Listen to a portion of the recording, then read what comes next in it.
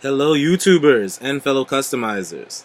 Because it is feeling so nice outside today, and because it is feeling extra cool and breezy and wonderful, and summer is coming to an end, I'm excited. I know some of you might be thinking, what's wrong with this guy? But I hate the summer. Love the winter though. Absolutely love the cold weather. And because I'm in such a good mood, I decided to try and put up some more videos. You were wondering where the rant was going. And now you know. Ta-da! I present to you the Marvel Dark Avengers Ares. Now, on eBay, some people are trying to sell him for roughly around $200, if not more. The cheapest one I saw was about $150 or $180. I'm going to break down how much money I spent putting this guy together. In total, I spent roughly around $80.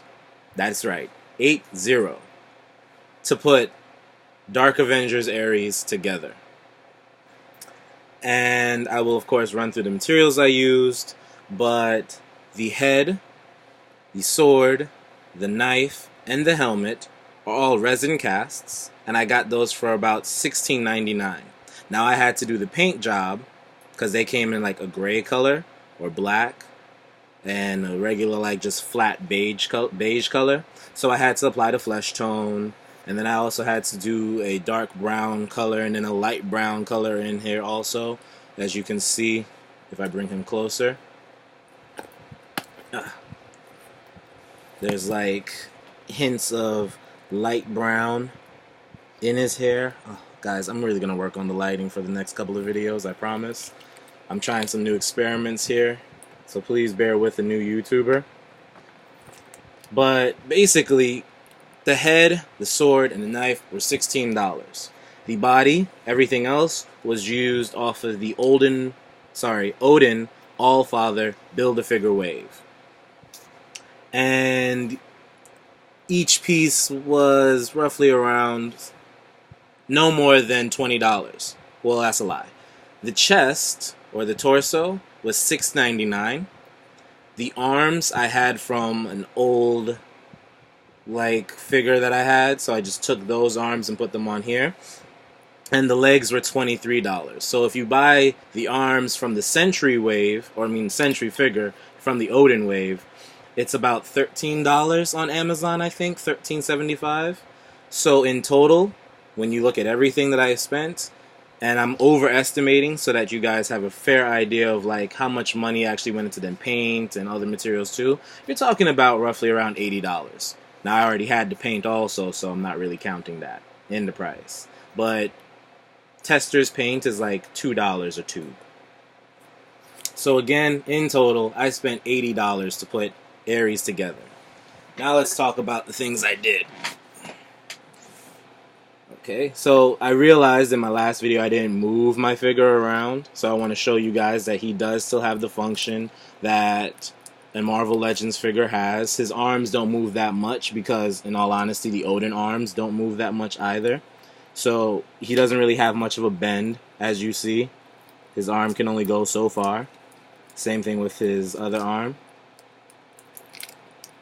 And his wrist has full articulation. He can still move his wrist.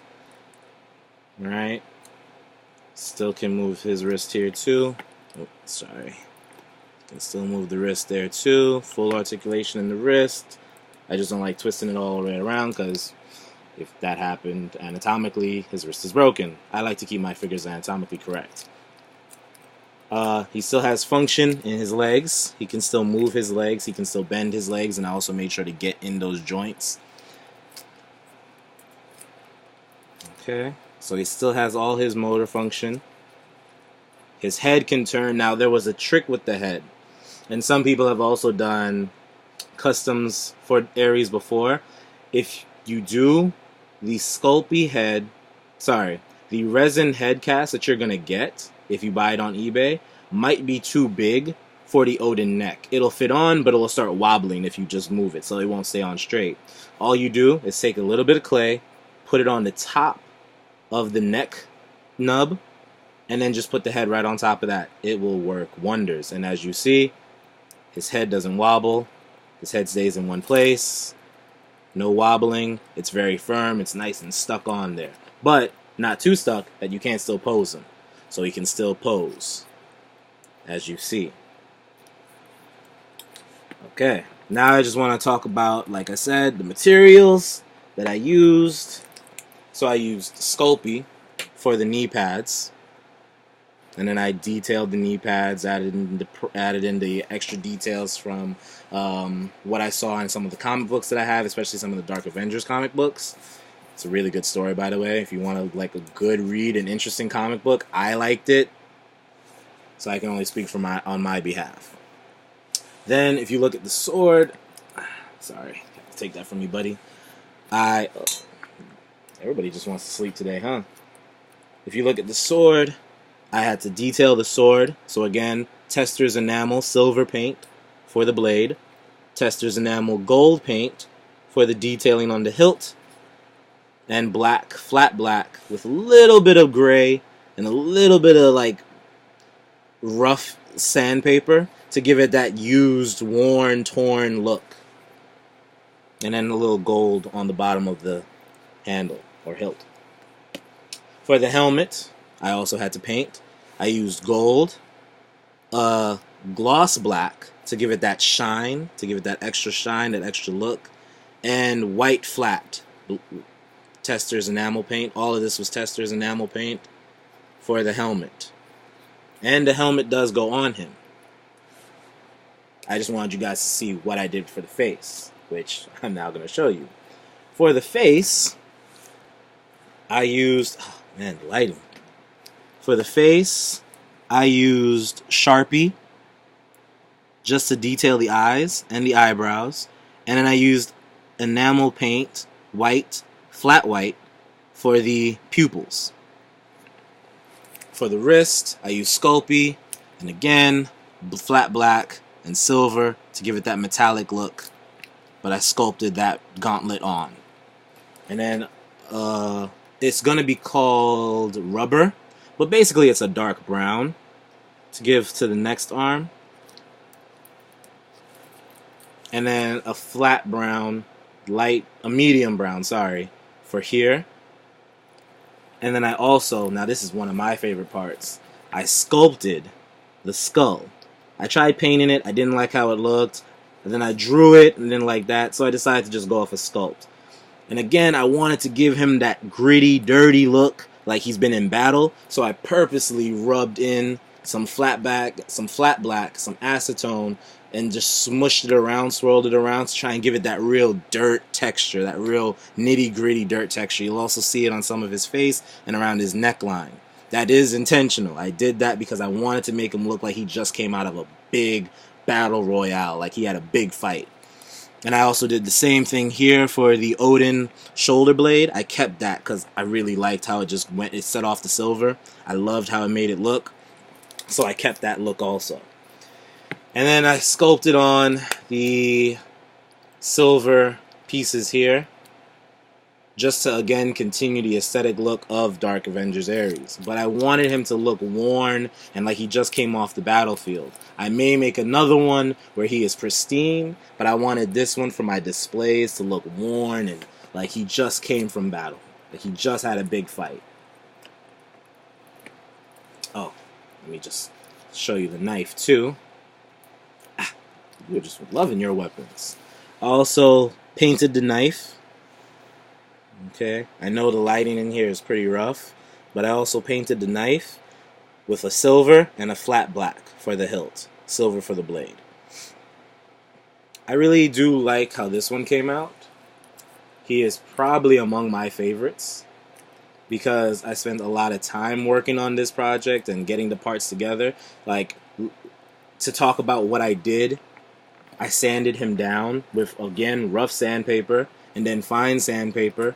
You'll be amazed at how easy it is to then apply the paint onto the figure if you sand him down first. And sometimes, depending on how careful you are and depending on how rich the colors are, I use a little acetone rub to get off some of that natural paint that they already had on there. But I do sand them down with rough sandpaper or coarse sandpaper, depending on what your hardware store will refer to it as, or craft store.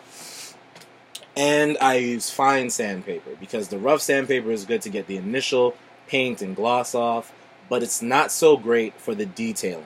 When you want to get in between the cracks or get in the lines of certain characters, or if certain characters have a lot of biceps or muscle detailing, the fine sandpaper is good to then get into those areas, because you'll be amazed at how much, if you don't get those fine areas, the enamel paint just glops over it and then it never sets on. So again, sanding is important. It is crucial. I do it for every part of the figure,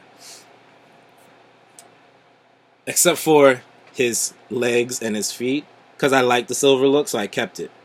But I did, again, do a little rub, do a little paint rub to give it that dirty, nitty-gritty, like, been off the battlefield. He just whooped the Avengers behinds. He just fought, you know, Thor or somebody. Like, I wanted him to just look like he just came off the battlefield. And I will... maybe now you can see some of the dirt that I put in, some of the dirt detailing that I put in. Like over here, how smutty and smudged up he looks. Sorry, my hand was in the way. I talk with my hands a lot. I put in a lot of time on this guy and love how he came out. I'm really impressed with this figure. I'm very happy with how he came out. And then, of course, after I was done with everything, paint sealing. So, sanding in the prepping process. And then when you're done painting them and everything, a good coat of paint sealing. And I do that outside because it can be very toxic. The fumes can get you a little happy, for lack of a better word. So it is important to then, when you're done with the figure, find a nice outside area, or an area where it's well ventilated. If you don't have a backyard, I do it in my backyard, but if you have a well ventilated area, you will really want to take advantage of that when you are sealing in the paints. I use a spray can to do it, and the results are amazing. I then leave them out there for about 12 hours, give or take. I go to work, come home, and then I fix them up. So you will really want to make sure that you do paint sealing outside or in a well-ventilated area. But again, guys, overall, I'm very happy with how this figure came out. I will again put all the materials I used in the description box below. I realized last time I kept saying the reverse, so now I want to make sure I get it proper. Every piece of information that I said right here in this video will be in the description box, tongue-tied, below. But again, you guys have a great one. I'm about to go enjoy some of this good, cool weather outside. God, I hope it rains. And I will catch you guys later. Bye.